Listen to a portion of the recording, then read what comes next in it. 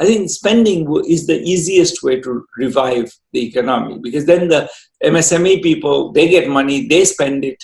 It sort of has the usual Keynesian chain reaction.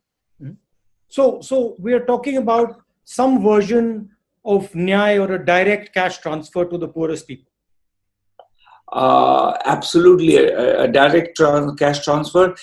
Whether it's to the poorest people, that's more debatable. I would argue for a broader, because I think targeting is extremely costly.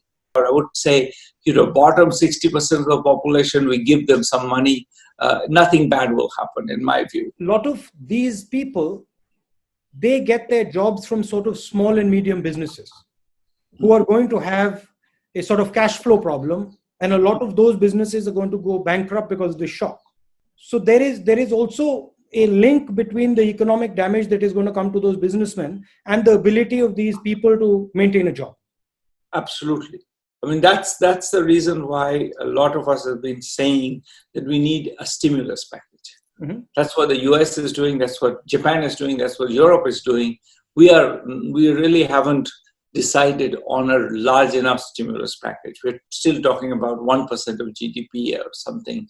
The US has gone for 10% of GDP. So you're talking for a massive priming of the pump upfront. So you start up the demand as soon as possible.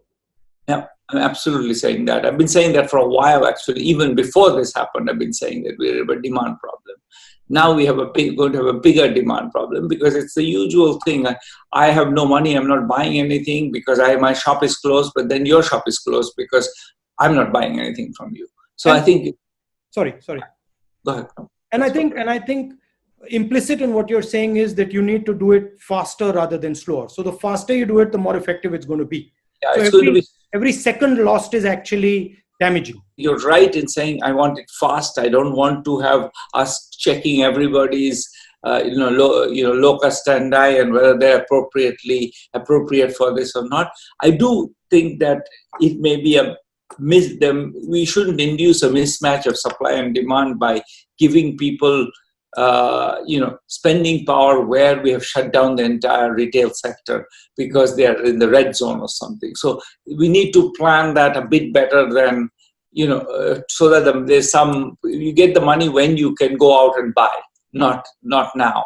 Or you get a promise. You get a promise that you will get the money, so you stop panicking, you stop completely, starving yourself because you want to have a little bit of savings left. So one of the main things I wanted to discuss with you is the impact of COVID and the lockdown and the economic devastation on our poor people, and how we should be thinking about it. I mean, we've had in India for some time a policy framework, particularly when we were in the UPA, of providing a sort of a floor for poor people, Narega, right to food, etc.